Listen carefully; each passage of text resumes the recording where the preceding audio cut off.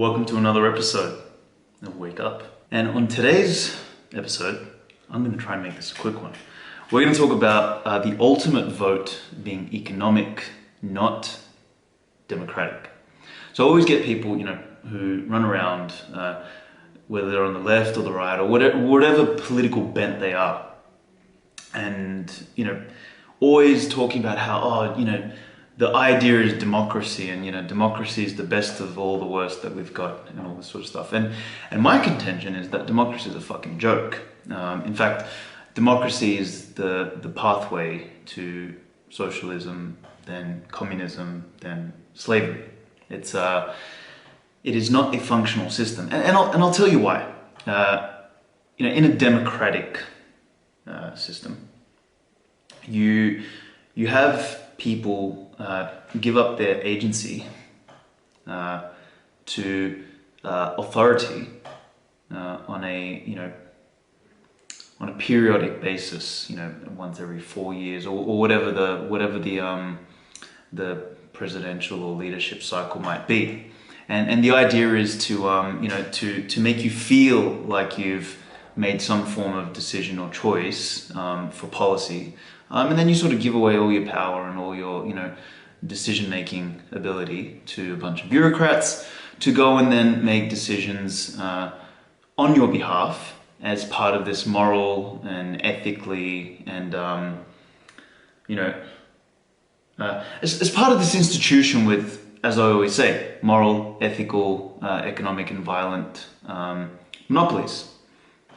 Now, that is better than the alternative, which is, you having absolutely no choice. So, it's a step above. But the reason I believe, free societies and libertarian type societies and societies built on the rule of economics are far superior is because your economic vote is instant.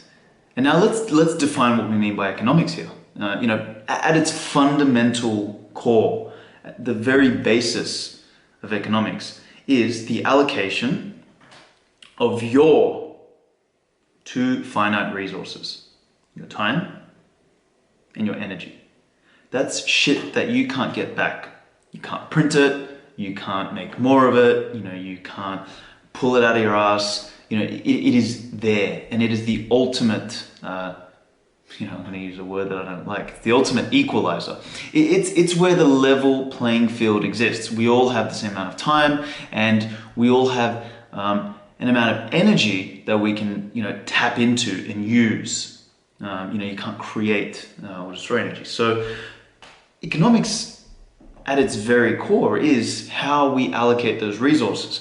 And when we make an economic decision, the decision we're making is instant, to buy something. I'm trading the time and effort I've allocated to build value here somewhere else, and I'm now exchanging it for somebody else's,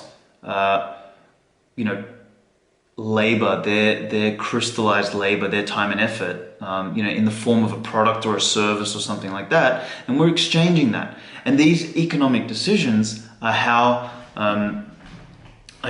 decisions are made in a free organic system. The pricing mechanism itself is a signaling mechanism. It's a information transfer mechanism, and you truly get to choose what it is that you want in real time. Like this is the ultimate vote. There is no vote more powerful than an economic vote. And if you want to see it in action, look at these sycophantic, woke corporates who will jump on any trending hashtag, irrespective of how hypocritical or how moronic it is, just to pander to all of you guys so that they can get your what? Your economic vote. Now, there's some good benefits of this, like we've seen in the last, 10, 15 years. And more strongly, I'd say in the last 5 or 6 years, really, is this rise of these local organic shops, local farmers markets again, like the resurgence of good, healthy food. Which when I was a bit younger, 10, 15 years ago, we were sort of in an epidemic of everything was fucking canned. Everything was, from the grocery store was, Fruit Loops and Wheaties and, carbaceous dog shit and all that sort of stuff. But, there was this rise of people wanting to buy from a local butcher, wanting to buy organic, wanting to eat better quality food. And I know there's going to be some people out there saying, oh, there's greenwashing.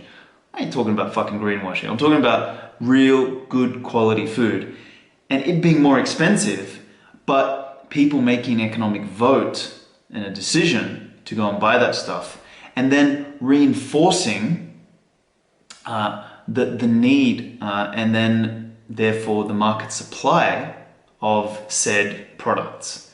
And it's the same with everything. The more we apply our economic vote anywhere, the more we'll see of that. So I just want to make that distinction here, because a lot of people talk about democracy as the epitome of how society can function, and I really do not believe that.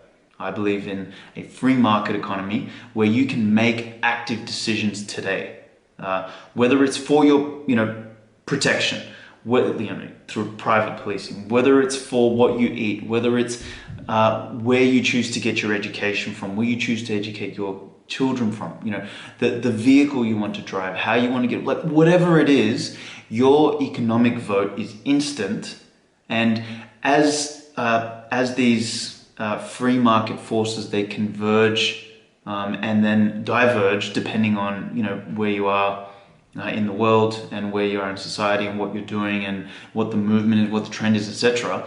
They make decisions far faster, far better, far fairer than any democratically elected leader could, once you've given them, once you've given up your agency and given them the authority to make decisions on your behalf for the good of the collective.